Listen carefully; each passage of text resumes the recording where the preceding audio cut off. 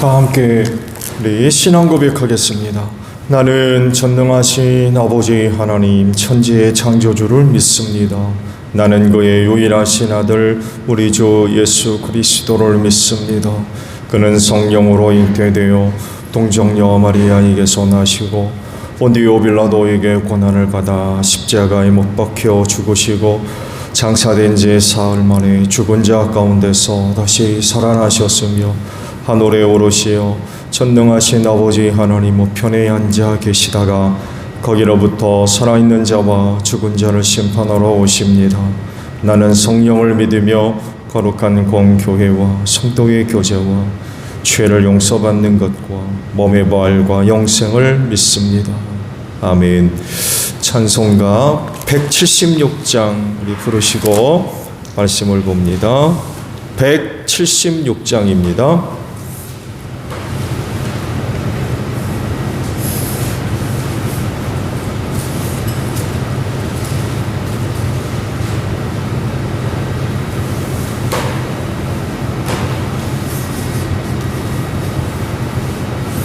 주 어느 때 다시 오실는지 아는 이가 없으니 등 밝히고 너는 깨어 있어 주를 반겨 맞으라. 주 안에서 우리 몸과 마음이 깨끗하게 되어서 주 예수님 다시 오실 때에 모두 기쁨으로 맞으라. 주 오늘에 다시 오신다면 부끄러움 없을까? 잘하였다 주님 칭찬하며 우리 맞아주실까?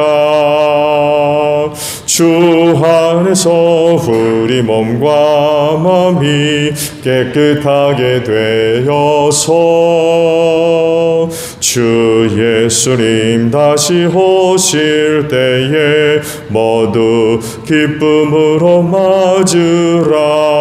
주 예수님 맡겨주신 일에 모두 충성 다했나.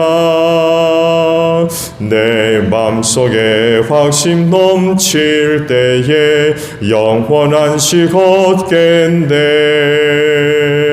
주 안에서 우리 몸과 마음이 깨끗하게 되어서 주 예수님 다시 오실 때에 모두 기쁨으로 맞으라. 주 예수님 언제 오실는지 한밤에나 낮에나 늘 깨어서 주님 맞는 성도 주의 영광 보겠네. 주 안에서 우리 몸과 마음이 깨끗하게 되어서 주 예수님 다시 오실 때에 모두 기쁨으로 맞으라. 누가복음 17장입니다.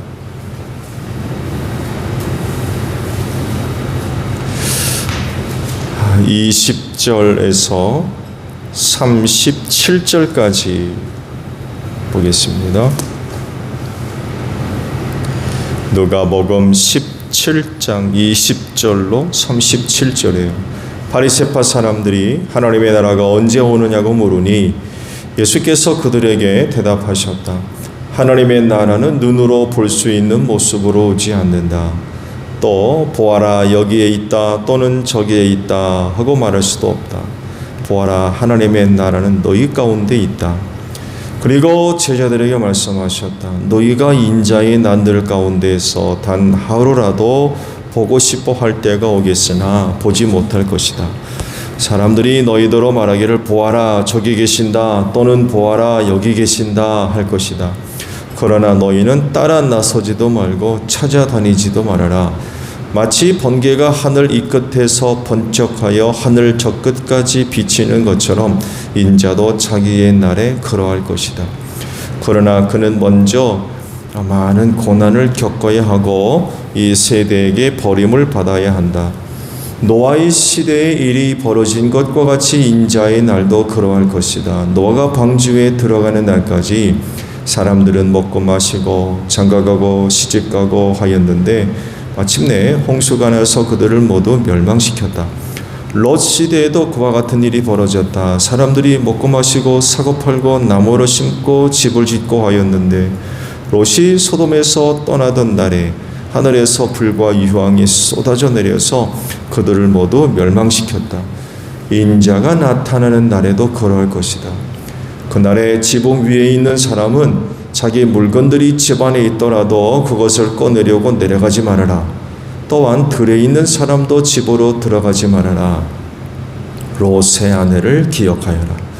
누구든지 자기 목숨을 보존하려고 애쓰는 사람은 잃을 것이요 목숨을 잃는 사람은 보존할 것이다. 내가 너희에게 말한다. 그날 밤에 두 사람이 한 잠자리에 누워 있을 터이나 한 사람은 데려가고 다른 한 사람은 버려둘 것이다. 또 두 여자가 함께 맷돌질을 하고 있을 터이나 한 사람은 데려가고 다른 한 사람은 버려둘 것이다. 제자들이 예수께 말하였다. 주님, 어디에서 그런 일이 일어나겠습니까? 예수께서 그들에게 말씀하셨다. 죽음이 있는 곳에는 또한 독수리들이 모여들 것이다. 아멘. 오늘 아침은 32절에 있는 말씀을 함께 나누려고 합니다. 롯의 아내를 기억하여라 라는 말씀입니다. 성경은 인류 구원을 위해 하나님께서 어떻게 역사를 하고 계시는지, 그 역사를 어떻게 펼쳐가시는지, 방법은 어디에 있는지 이런 것들을 쭉 기록하고 있죠. 그래서 성경을 보면 구원함을 얻을 수 있어요. 근데 문제는 그 성경조차 보지 않죠. 믿으려 하지도 않으며 순종하지 않고 또 그 말씀들을 들으려고 하지도 않는 게 문제죠. 대부분이 성취됐죠. 인류 구속사를 위해 하나님께서 뜻을 세우시고 그 과정들을 쭉 이제 펼쳐 가시면서 대부분 그 인류 구속사가 완성되어졌습니다. 그런데 그 중에 아직 미완성으로 남아있는 것이 있다고 하면 바로 예수님의 재림입니다. 제자들이 보는 앞에서 하늘로 올리우시면서 너희가 본 그대로 다시 올 거다. 그런 그 약속을 하셨죠. 근데 그거로 끝이 아니죠.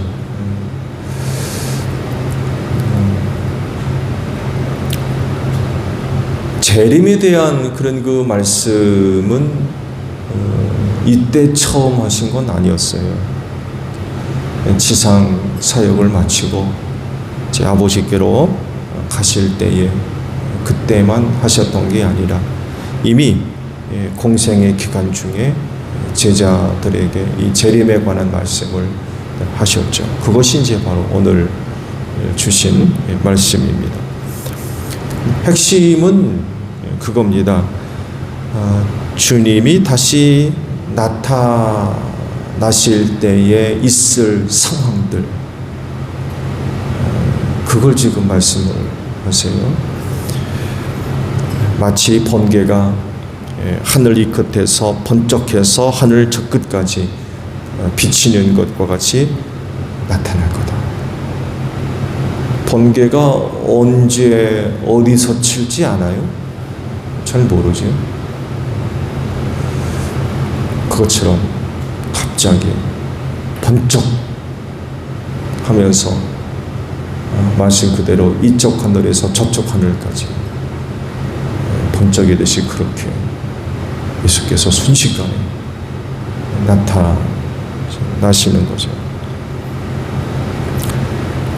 또 하나의 특징은 주님이 그렇게 오실 때의 상황입니다. 그러시면서 역사 안에서 벌어졌던 큰 두 사건을 예로 들으셨죠. 노아 시대와 롯의 시대를 말씀을 하셨습니다. 주께서 그렇게 오실 때의 상황이 이들 사람들의 세대와 같을 거다, 그렇게 말씀을 하신 거죠. 노아 시대 사람들 먹고 마시고 장가가고 시집가고 그랬다는 거죠. 그렇게 사는 가운데 노아가 방주 안으로 들어가자마자 홍수가 발생해서 모든 사람들을 다 멸망시켰다는 거죠. 롯 시대에는 역시 먹고 마시고 사과 팔고 나무 심고 집 짓고 그랬다는 거예요. 그러자 그렇게 살고 있는데 롯이 소돔성을 떠나자마자 하늘에서 불과 유황이 떨어져서 그 성 사람들을 다 멸망시켰다라고 말씀을 하십니다. 그렇다고 하면 그 주님의 날을 어떻게 준비할 거냐? 그 약속된 거기 때문에 반드시 이제 이루어질 사건인데, 그렇다면 우리 그날을 어떻게 준비할 것이냐라고 할 때 그 답으로 주신 말씀이 오늘 주신 말씀이에요. 롯의 아내를 생각해라. 롯의 아내를 생각해라. 특히 이 말씀은 우리 그리스도인들에게 경각심을 가져다 주는 말씀이에요. 왜냐하면 이미 롯과 그 식구들에게 하나님께서 그 성을 어떻게 하실지 메시지가 전달됐어요. 그렇죠? 주의 천사들이 그 성을 찾아가서 하나님께서 이 성을 심판하시려고 하니까 너희는 빨리 이 성을 나가라. 메시지가 그들에게 전달됐습니다. 그러니까 그와 같은 사실을 아는 이들이 그렇게 많지 않았던 거죠. 이 시대에 예수 그리스도가 다시금 오실 것에 대한 메시지를 듣고 있는 사람들이 누굽니까? 그리스도인들입니다. 특히 그래서 롯의 아내를 기억해라 라고 하는 말씀은 경각심을 가져다 주는, 알고 있는 거예요. 하나님이 그 성을 심판하실 것을 알고 있는 거예요. 알고 있는데도 구원을 못 받았기 때문에 문제인 거죠. 이 그리스도인들에게 롯의 아내를 기억하라라고 하는 것은 정말 경각심을 가져다 주고 있죠. 롯의 아내가 그날을 어떻게 준비했나요? 말씀의 결과를 보게 되면 소금 기둥이 되었다고 그래요. 죽었다는 얘기죠. 소금 기둥이 되었다. 하나님께서 분명하게 말씀하시기를 돌아보지 마라. 무슨 일이 있어도 절대로 돌아보지 마라. 그런데 뒤를 돌아다 보았다가 소금 기둥이 돼서 죽었다고 말씀을 하죠. 그게 뭔 말씀일까요? 여러 가지로 의미를 찾을 수 있겠습니다만 오늘 주신 말씀 속에서 그 의미를 찾는다고 그러면 세상에 미련 두지 말아라, 그런 얘기입니다. 세상에 미련 두고 살지 마라. 세상적인 것들에 미련을 두고 욕심을 부리거나 마음을 두고 그렇게 살지 말라는 거예요. 그러시면 하시는 말씀이 뭐예요? 자기 물건들이 집 안에 있더라도 그것을 꺼내려고 들어가지 말아라. 지붕에 있는 사람들, 주님 인자가 오실 때에 집 안에 둔 물건을 꺼내려고 내려가지 마. 집 안에 들어가지 마. 결국 롯의 아내가 뒤를 돌아다 본 이유는 집에 뭘 두고 왔는지 모르겠습니다만 해도 그게 생각났던 거예요. 명품 백을 던졌나 보죠. 아니면 다이아 반지가 있었나요?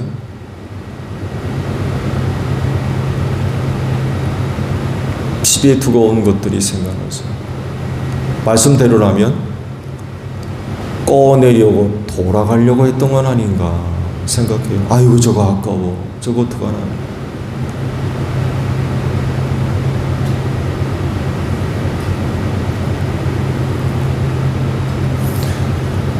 이렇게 살면 주님 오실 날을 전혀 준비할 수가 없다는 거죠.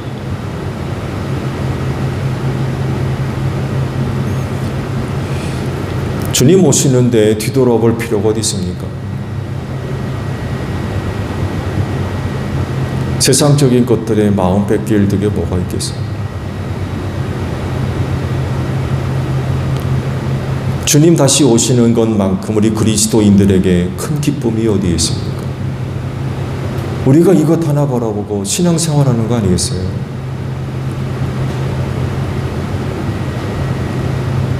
그래서 계시록의 후반부도 아멘 주 예수여 어서 오시옵소서 그러시잖아요. 예수님 오시는 걸 얼마나 기다리고 고대하며 아멘 주 예수여 어서 오시옵소서 간절히 고대하는 거죠. 그 예수님 오시는 것 이것을 위해서 많은 것을 참았고 또 견뎠고 애쓰고 그랬던 거 아닙니까? 이 날을 위해서 신앙생활, 그 어려운 신앙생활을 지켰던 거 아니겠어요? 그렇기 때문에 주님 오시는 것을 기다리고 사모하며 또 바라며 환영하고 영접하는 그런 그 모습들, 이런 모습들을 갖고 살아야 되겠다는 거죠. 그날이 다가오는데 다른 곳에 마음을 빼앗기고 살면 결정적인 날에 주님 영접할 수가 없다는 거죠. 이렇게 살 거냐 아니면 그렇게 안 살 거냐에 따라서 희비가 엇갈릴 것이라고 말씀하죠. 두 사람이 자고 있는데 한 사람은 데려가고 한 사람은 버려진다고 그랬어요. 뱃돌 갈다가 한 여인은 데려감을 당하고 한 여자는 버림을 당할 것이다. 함께 있다가 갑자기 사라지는 거예요. 불연히 사라지는 거죠. 데려가시니까 거기 있겠어요. 이런 은혜에 참여하려면 세상 것에 마음 두고 살면 안 된다는 거죠. 왜? 결정적인 순간에 돌아선다는 거예요. 오신 예수님 바라보고 환영하고 영접하는 이런 그 모습들이 있어야 되는데 세상 것에 혹은 사람의 것에 미련 두고 마음 두고 살다가 결정적인 순간에 로세아냐와 같이 돌아서는 거죠. 그거 꺼내려고, 그거 가져가려고. 근데 그런 게 우리를 살리는 게 아니라는 거죠. 그런 게 우리를 살리는 게 아니에요.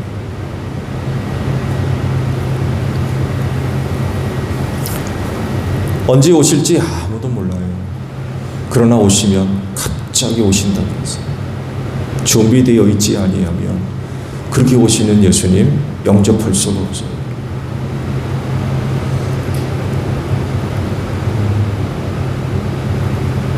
오늘도 짧은 하루지만 주님 오심을 기다리는 여러분들이 되시기를 바랍니다.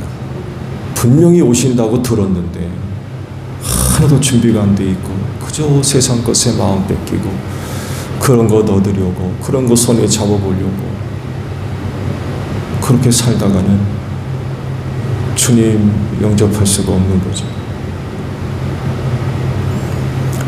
오늘 하루도 재림신앙으로 생활하는 여러분들이 되시기를 바랍니다.